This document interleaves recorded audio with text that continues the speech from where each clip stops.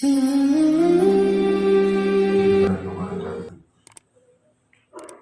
لله وكفى وسلام على عباده الذين اصطفى أما بعد.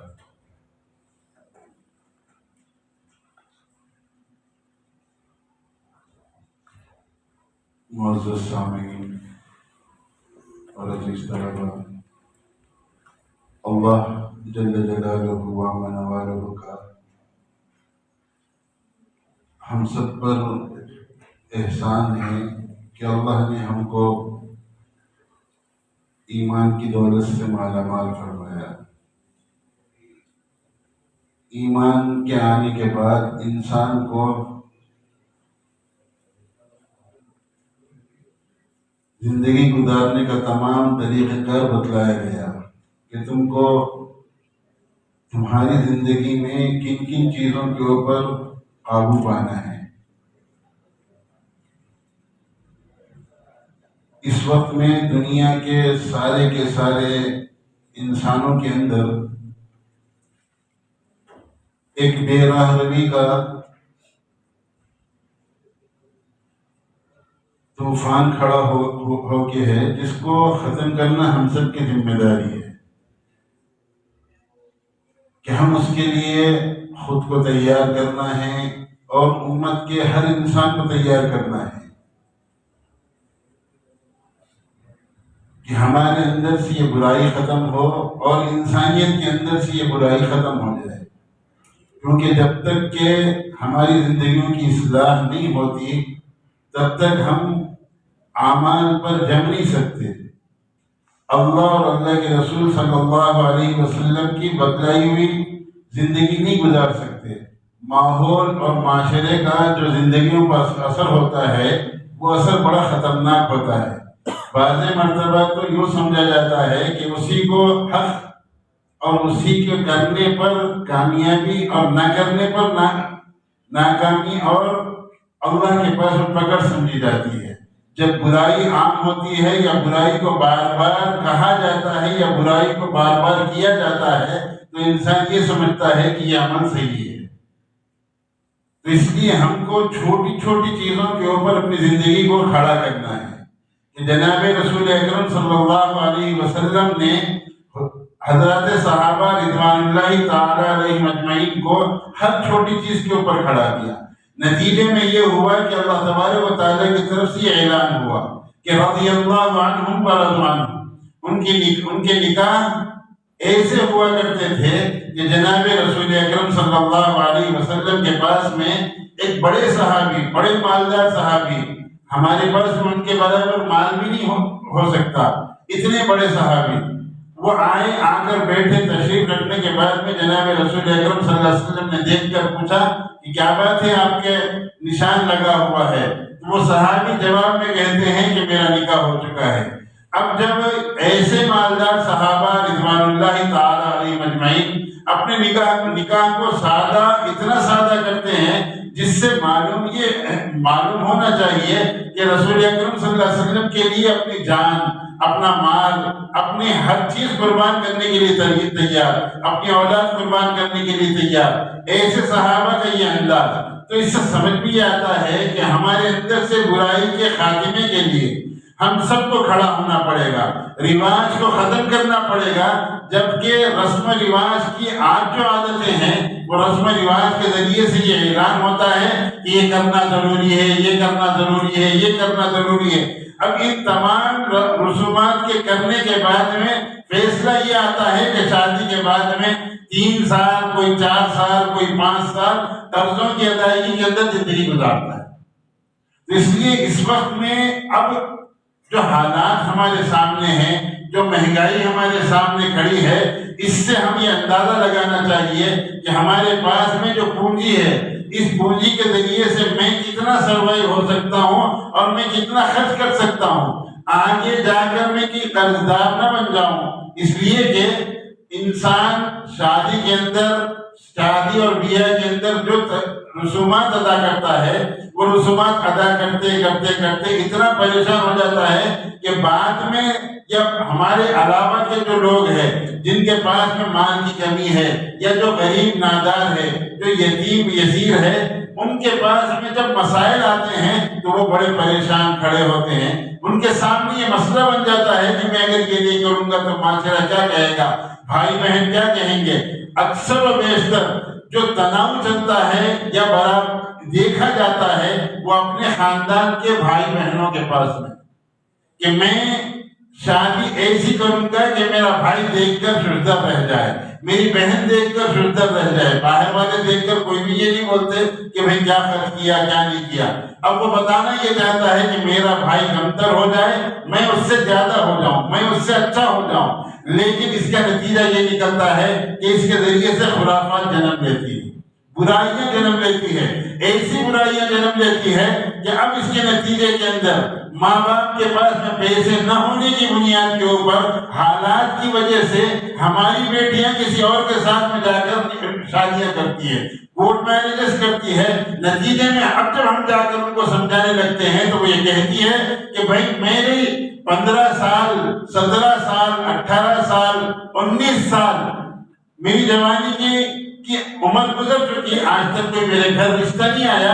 اگر میرے باپ کے پاس میں کوئی رشتہ آیا تو وہ رشتے والوں کا کہنا یہ ہے کہ آپ کیا دیں گے، گاڑی کون سی دیں گے، پیسے کتنے دیں گے. فقیر بن کر ذلت اور خالی کا یہ عالم ہے کہ جا کر ہم مانگتے ہیں اپنی اولاد کے لیے، پھر وہ اولاد کل کے دن اگر برائی کے راستے پر چل جائے تو یہ ماں باپ کو پوچھنے والی نہیں ہوگی. جو ماں باپ مانگ کر اس کے لیے لا رہے ہیں کل وہ ماں باپ کے لیے وہ خدمت گزار نہیں بنے گا. تو اس لیے ہم سب کو چاہیے کہ معاشرے سے اگر یہ بگاڑ کو نکالنا ہے، اس برائی کو نکالنا ہے تو ہم سب کو ایک مت ہو کے کھڑے ہونا ہوگا. ہم کو کچھ پلاننگ کرنا ہوگا.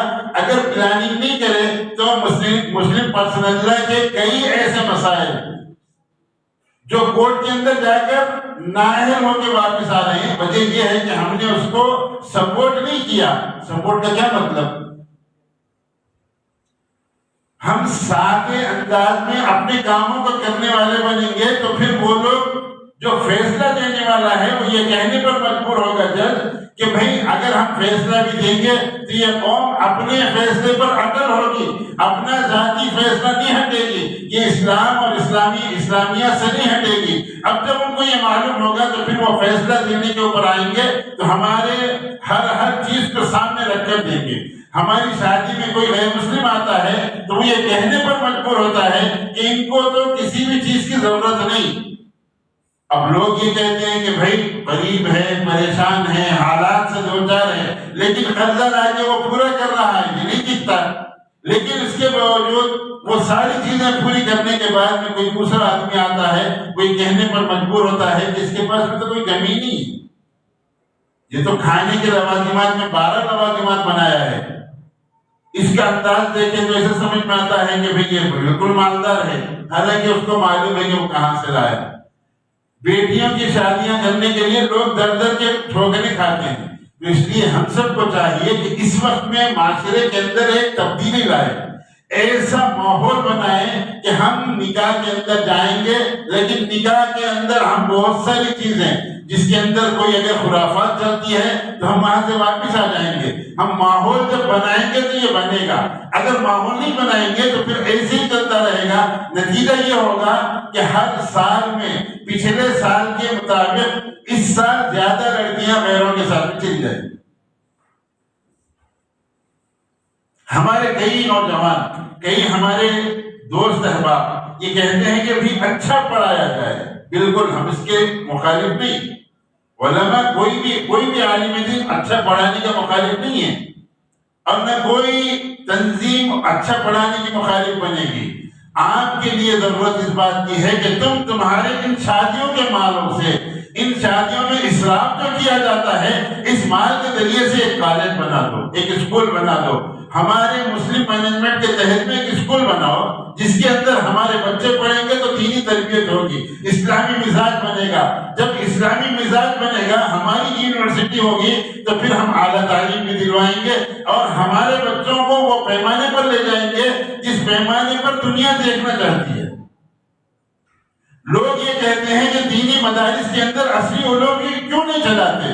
میرے دوستوں، میرے بھائیوں، ہم اس کو غور کریں کہ دینی مدارس کا جو ریشو ہے وہ کتنا ہے، دینی مدارس میں طلبہ کتنے ملتے ہیں۔ گھر کے اندر ہمارے اپنے خاندانوں میں ہم تلاش کریں تو پورے خاندان کو تلاش کریں تو 5 بچے کسی کے پاس میں، 10 بچے کسی کے خاندان میں ملتے ہیں دینی مدارس میں پڑھنے، باقی کے پورے اسکول کالجز کو جانے والے۔ اب جب اسکول کالجز کا ریشو زیادہ ہے تو ہماری ذمہ داری بنتی ہے کہ میں 10 لاکھ روپے، میں 5 لاکھ روپے، میں 5 لاکھ روپے ایسے کر کے میں اسکول بناؤں گا، میرے محلے کے اندر ایک اسکول چلاؤں گا جس کے اندر زیادہ فیس نہ لی جائے، اچھے انداز میں اسکول کو چلاؤں گا۔ کوئی ایک مالدار آدمی کھڑا ہو گیا تو یہ کام کر سکتا ہے۔ نہ کرنے کی بنیاد کے اوپر آج ہم اپنے اس شہر کے اندر آنکھ اٹھا کر دیکھتے ہیں، اگر کوئی اسکول والے یہ کہتے ہیں کہ ہم مسلمان بچوں کو مسلم مزاج کے حساب سے نہیں پڑھا سکتے، تمہارے بچوں کو اگر رکھنا ہے تو ہم یہ ساری چیزیں وندے ماترم پڑھائیں گے، سرسوتی وندنا پڑھائیں گے، اور جیسے ہم آپ کو یہ کرائیں گے، آپ کو قبول کرنا پڑے گا، اور قبول کر رہے ہیں الحمدللہ۔ ایسا نہیں کہ نہیں کر رہے ہیں، کئی لوگوں کو پوچھا جاتا ہے تو یہ کہتے ہیں کہ مجھ صاحب کوئی بھی اسکول نہیں ہے مسلم مینجمنٹ کا، لہذا ہم لے جا کر وہاں پر ڈالتے ہیں، اور جا کر کسی کی شکایت یہ نہیں ہوتی کہ بھائی آپ کو ہمارے لیے یہ چیزوں کی ضرورت ہے، آپ کریں گے کیا؟ نہیں پوچھتا۔ کیسی پڑھائی ہوگی؟ پڑھائی کیا کرو گے؟ سر پر لے کر پھرو گے؟ ایسی پڑھائی جو پڑھائی ماں باپ کی خدمت گزار نہیں بناتی، ایسی پڑھائی جو اپنے گھر کے اندر دینی تربیت نہیں دے سکتی، ایسی پڑھائی جو ہماری بچیوں کو بے راہ روی پر چلاتی ہے، ایسی پڑھائی کے لیے تو اللہ اور اللہ کے رسول نے نہیں فرمایا کہ اس کو پڑھاؤ۔ ہم کو تعلیم ایسی چاہیے، تعلیم بھی ہو، تعلیم کے ساتھ میں ہم دینی تربیت بھی اس کے اندر پا سکیں۔ اس کے لیے کسی کے اندر بھی مزاج نہیں بنانا چاہیے کہ ہمارا شادی کا خرچ اگر 10 لاکھ کا ہے، 1 لاکھ میں اسکول کے لیے لگاؤں گا، 1 لاکھ میں ہماری محلے کی بچیوں کے لیے خرچ کرنے والا بنوں گا۔ یہ نظام بنائے۔ نظام کے اندر ہم نے کیا طے کیا کہ بھئی 10 لاکھ روپے مہر میں جوڑے کی رقم چاہیے، اب ہم کو ایک گاڑی چاہیے، پھر ہم کو کھانا ایسے چاہیے۔ بعض لوگ اور آگے چل کے 2 سیڑھی اور اوپر چڑھ گئے، ہم کو شادی چاہیے لیکن ہم یہاں سنگاریڈی میں نہیں کریں گے، ہم شہر میں کریں گے۔ یہ مزاج اس لیے بنتا ہے کہ ان کے پاس میں ان کو ہم نے دینی تربیت نہیں دی، ان کو حالات کا جو اس وقت میں جو حالات ہے وہ حالات ہم نے نہیں بتایا۔ نتیجہ اب یہ ہوا کہ بھئی پورے کے پورے ماحول کے اندر سے معاشرے کے اندر جو برائیاں آتی جا رہی ہے، وہ برائیاں وہ ایسا اترتی جا رہی ہے کہ وہ ختم ہونے کے تیار نہیں ہے۔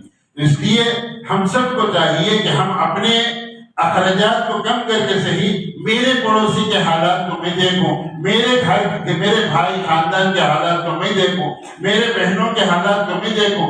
اگر ہم نے حقوق ادا نہیں کیے، مہر ادا نہیں کیا، مہر جبھی بھی دیکھا جاتا ہے کہ جوڑے کی رقم اگر نہیں ملی تو شادی کے دن، نکاح کے دن بڑی لڑائی چلتی، کوئی چیز کم پہنچی تو لڑائی چلتی ہوئی دیکھے۔ لیکن کوئی بھی مہر کے بارے میں جب آتا ہے، قاضی صاحب پوچھتے نقد ہے یا ادھار، تو زبان سے، دولہے کی زبان سے، دولہے کے باپ کی زبان سے اور ان کے خاندان کی زبان سے یہ الفاظ نکلتے، نہیں مل صاحب یہ تو ادھار ہے۔ یار وہ ساری چیزیں نقد، یہاں پہ جب آئے تو تم ادھار پہ چلتے ہو، جبکہ اللہ کے نبی صلی اللہ علیہ وسلم کا فرمان ہے کہ جو مہر ادا نہیں کر کے مرتا ہے وہ قرض دار مرتا ہے۔ تو اس لیے ہم سب کو چاہیے کہ بھئی وہ 10,000 روپے، 8,000 روپے، 5,000 روپے سے زائد کوئی بھی نہیں کرتا ہے، جبکہ لینے پر آتا ہے تو 1 لاکھ سے کم نہیں لیتا۔ گاڑی لینے پر آتا ہے تو وہ کہتا ہے نام کہ مجھ کو یہ فلاں گاڑی چاہیے۔ اب تو یہ 2 ویلروں سے آگے بڑھ کر 4 پہیوں والی گاڑی پر آ گئے۔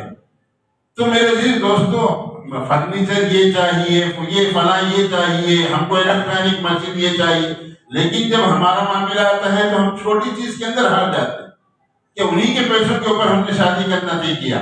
نہیں، ہم سب کو مرد بننا ہے. مرد کے لیے بہترین کام یہ ہے کہ ہمارے مال کے ذریعے سے ہم اپنے گھر والوں کو چلانا ہے، ہمارے گھر والوں کو خرچ کرنا ہے. 10,000 روپے کا جوڑا خریدنے کے لیے آتا، لیکن 10,000 روپے مہر نقد نہیں دینے آتا. تو اس لیے ہم کو چاہیے کہ ماحول معاشرے کو سدھارنے کی فکر کرے، ان برائیوں کو ختم کرنے کی فکر کرے. ہر آدمی اگر کھڑا ہو جائے گا تو پھر ہمارے معاشرے سے برائیاں ختم ہوگی. نکاح اتنا آسان ہوگا کہ جب کبھی بھی کوئی بھی نوجوان نکاح کرنے پر آئے تو وہ جا کر یہ کہے گا کہ مجھ کو کچھ نہیں چاہیے، میں مہر ادا کروں گا، نکاح کر کے اپنی بچی کو لے کر جاؤں گا. کیونکہ آج کی ضرورت ہے ہم ان چیزوں کو ختم کر کے ہماری تعلیمات کے اوپر، ہماری جو ریشو ہے اس وقت میں، ہمارے بچے نہ پڑھنے کی بنیاد کے اوپر کہیں پہ بھی گئے آفیسوں کے اندر تو کوئی بھی ہمارا بچہ نہیں ملتا. پہلے بہت زیادہ ہر ڈپارٹمنٹ کے اندر کوئی 10-15 لوگ مل جاتے تھے، لیکن اب اس وقت میں حالات یہ ہے کہ ایگریکلچر کے اندر ہمارے ایک دوست ہے، ان کا کہنا ہے کہ وہ باضابطہ ان کے آفیسر کہہ رہے ہیں کہ بھئی مسلمان نوجوانوں کو جو BSc ایگریکلچر کیے ہوئے ہیں ان کو لے کر آؤ. ڈھونڈنے پر کہیں پر بھی یہ نہیں مل رہا کہ بھئی 10 بچے 15 بچے مل رہے ہو. بہت ساری سیٹیں خالی ہیں. جو ہماری تنظیموں کی جانب سے، ہمارے بڑوں کی جانب سے لڑ کر 4% کا تحفظات کروانے کا ایک کام کیا جاتا ہے، وہ تحفظات کو فل نہیں کیا جاتا.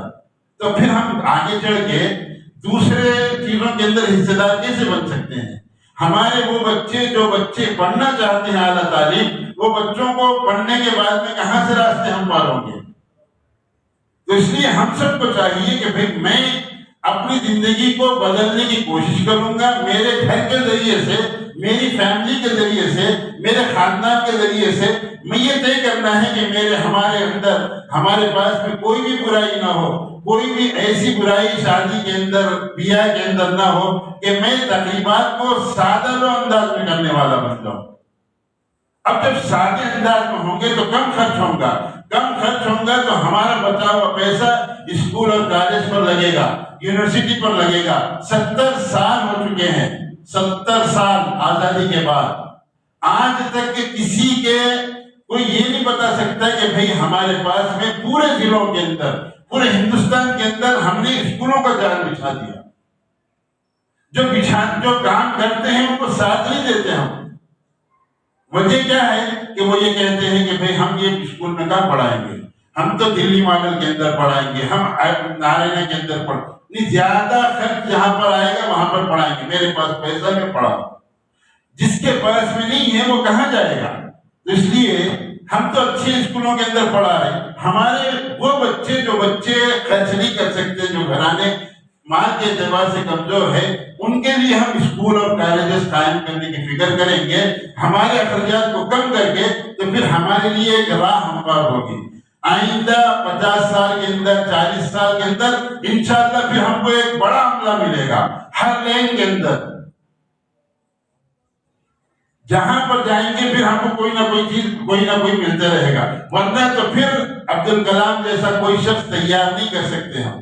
ابوالکلام جیسا کوئی شخص تیار نہیں کر سکتے. بولتے رہ جائیں گے، ہماری تاریخ ہم سناتے رہ جائیں گے، ہماری بڑوں کی تاریخ یہ ہے، ہماری بڑوں کی تاریخ یہ ہے. ہمارے سامنے کی تاریخ کچھ بھی نہیں بنے.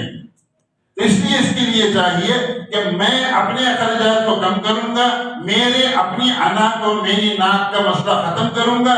میں اس وقت میں 10 لاکھ روپے اگر کوئی چیز کے اوپر لگا رہا ہوں، وہ 10 لاکھ کے بجائے میں اس کو 9 لاکھ لگاؤں گا. 1 لاکھ روپے میں اسکول کے اوپر لگاؤں گا، مسلم مینجمنٹ کے تحت میں چلنے والے اسکول کے اوپر. اگر ہم یہ کام کرنا شروع کریں گے تو پھر ہمارے لیے آئندہ کے لیے کوئی نہ کوئی مواد تیار ہوگا، ہم کو کوئی ٹیکہ ملے گا، کوئی کیا کہتے ہیں بازو بنے گا. ورنہ تو بازو بھی نہیں بنے گا. اب جہاں پر بھی جاتے ہیں، جو بھی ڈپارٹمنٹ میں جاتے ہیں، تو کوئی بھی دیکھنے پر یہ سمجھ میں آتا ہے کہ پورے ڈپارٹمنٹ کے اندر 2-4 بچے یا 2-4 نوجوان نئے آئے تو بہت بڑی بات ہے. ورنہ تو وہ بھی نہیں، کئی ڈپارٹمنٹ خالی پڑے ہوئے. کہاں سے ہمارا آئندہ کا ترقی کا ماحول بنے؟ ہم سب کہتے ہیں کہ بھئی ہم اعلیٰ تعلیم دلائیں گے۔ مدارس کے اندر کیا، مدارس کے اندر نہیں ہوتا ہے، مان لیجیے مدارس میں نہیں پڑھاتے، لیکن اسکول کالجز کے اندر تم نے کیا کام کیا اتنے سالوں کے اندر؟ ہم نے نہیں کیا کچھ بھی۔ تو اس لیے ہم کو چاہیے کہ آج کی ضرورت ہے کہ ہم ہمارے اس شہر کے اندر کم سے کم 5 اسکول، جس کا نظام تعلیم ایسے ہو کہ وہ جو انٹرنیشنل اسکولز ہے وہ لوگ آ کر ٹکر دینے پر آئے تو مجبور ہو جائے کہ بھئی یہ بچے ہمارے لیے بڑے مطلب کیا کہتے ہیں کمپیٹیٹو بن گئے ہیں۔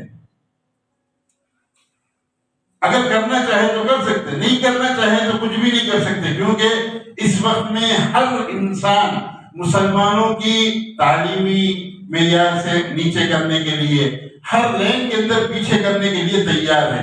اگر تم اپنے آپ کو تیار نہیں کریں گے تو پھر اللہ تبارک و تعالیٰ کی طرف سے مدد بھی نہیں آئے گی۔ جو بندہ اپنے آپ کو تیار کرتا ہے مسجد کو جانے کے لیے، ارادہ کرتا ہے جمعہ کی نماز پڑھنے کے لیے، تو وہ آفس کے اندر سے وقت نکال کر آ سکتا ہے، دکان میں سے وقت نکال کر آ سکتا ہے، اپنے ذمہ داریوں کو چھوڑ کر آ سکتا ہے۔ جو بندہ ارادہ نہیں کرتا تو وہ جمعہ کے لیے بھی وقت نہیں نکال سکتا۔ اس لیے میرے گرامی قدر بزرگوں اور عزیز ساتھیوں، ہم اس وقت میں معاشرے کے اندر جو برائیاں ہیں، ان برائیوں میں سے ایک برائی کو، پورے نہیں، ایک برائی کو آہستہ آہستہ کم کرتے جائیں تو انشاءاللہ وہ ختم ہوگی۔ ختم ہونے کے بعد میں ہمارے پاس میں ماحول بنے گا کہ بھئی نکاح کا مسئلہ آیا تو پھر نوجوان اپنے آپ کو کھڑا کریں گے کہ مجھ کو کچھ نہیں چاہیے، میں نکاح کروں گا اور لے کر آؤں گا۔ اب جب نکاح کر کے جائے گا تو ماں باپ کے دعائیں ملیں گی بچی کے۔ اب جب بچی کے ماں باپ کی دعائیں یعنی بیٹی کے شوہر کو لگیں گی تو پھر یہ ہنستا کھیلتا ہوا زندگی گزارے، ورنہ تو بددعائیں نکلتی ہے دلوں سے۔ اس لیے میرے عزیز دوستو، ہم اس وقت میں اب جو حالات ہیں، اب جو پریشانیاں ہیں، ان کو سامنے رکھ کر ہم اپنے اخراجات کو کم کرتے ہوئے، ہمارے رسومات کو کم کرتے ہوئے، ہمارے ناک کے مسائل کو کم کرتے ہوئے، ہماری انا کے مسئلے کو ختم کرتے ہوئے ہم یہ طے کرنا ہے کہ میں اپنے تقریبات کو آسانی کے ساتھ میں ادا کرنے والا، بغیر رسومات کے ادا کرنے والا میں بن جاؤں۔ اب جب میں بنوں گا، سامنے والے بہت سارے لوگ کہیں گے ارے بھائی تم نے تو ایسا کیا، مگر دینے کا وقت آئے گا تو کوئی بھی نہیں دے گا، در در کے تم بھکاری بننا پڑتا۔ اس لیے دوسروں کی مت سنو، اپنی کرو۔ اگر اپنی کرنے پر کھڑے ہوں گے اور شریعت کو سامنے رکھنا، اپنی کرنے کے لیے ہم شریعت کو سامنے رکھنا، نفس کو سامنے نہیں رکھنا، شریعت کو سامنے رکھ کر میں جو نبی صلی اللہ علیہ وسلم نے جس طریقے سے زندگی گزارنے کے لیے بتلایا ہے وہ زندگی گزاروں گا۔ اس کے علاوہ کوئی بھی کچھ بھی کہہ لے، میں اس سے نہیں ہٹوں گا۔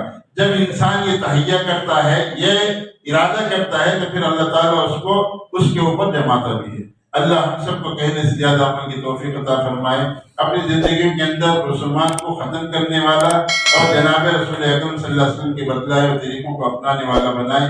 واخر دعوانا الحمدللہ رب العالمین۔